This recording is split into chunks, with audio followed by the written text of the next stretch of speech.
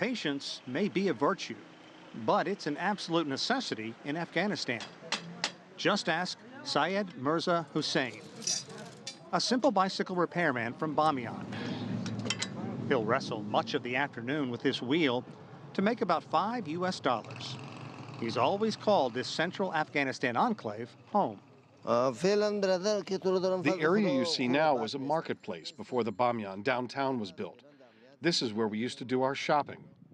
Much of the outside world knows Bamyan because of an assault on its cultural heritage.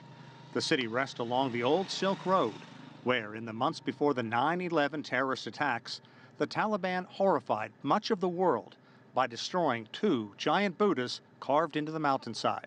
I always feel sad, disappointed, and uneasy when I drive past this area. Sad and uneasy for good reason.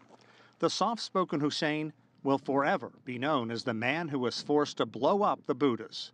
It left a hole in the mountain and an empty spot in Hussein's soul. This is the spectacular view from Buddha Mountain. And if we walk down this path, through here was the cave to the very top of the Buddha.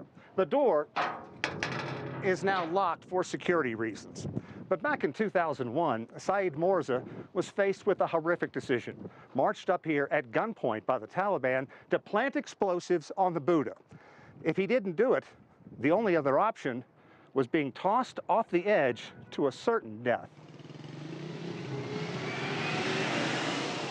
There's a bustling market in the city now, but at the heart of the Taliban's power, it was chiefly a ghost town. Ethnic Hazaras like Hussein were imprisoned. The first day I was captured, I was beaten so badly I couldn't believe I lived. I lost consciousness for 24 hours. Calling the Buddha's idol worship, the Taliban wanted to send a message of hate to the world. The insurgents lowered Hussein and another man from the top to drill holes and plant dynamite in the statues. While dangling there, Hussein says his friend died of a heart attack. I took the man the Taliban killed and carried him up here on my shoulder and put him in this cave. But Hussein lived to witness this. We felt devastated and upset. It was a world-class, unique statue, but we destroyed it with our own hands.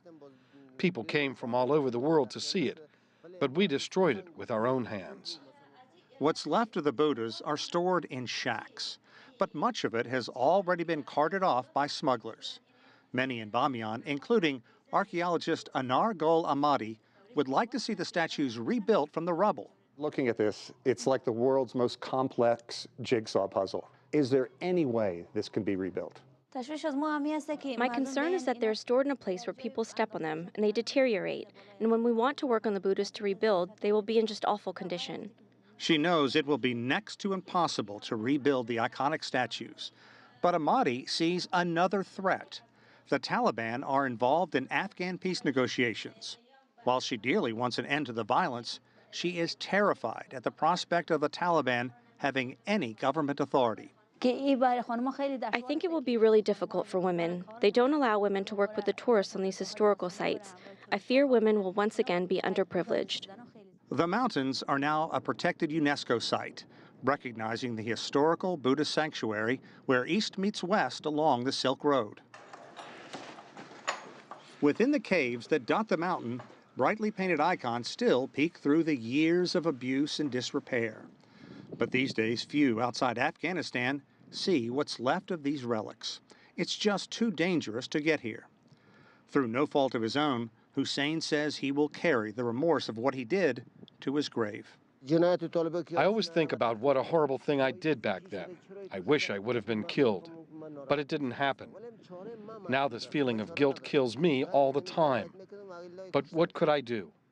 They would have killed me if I didn't do it. A decision no one should have to face. Sean Caleb, CGTN, Bamyan, Afghanistan.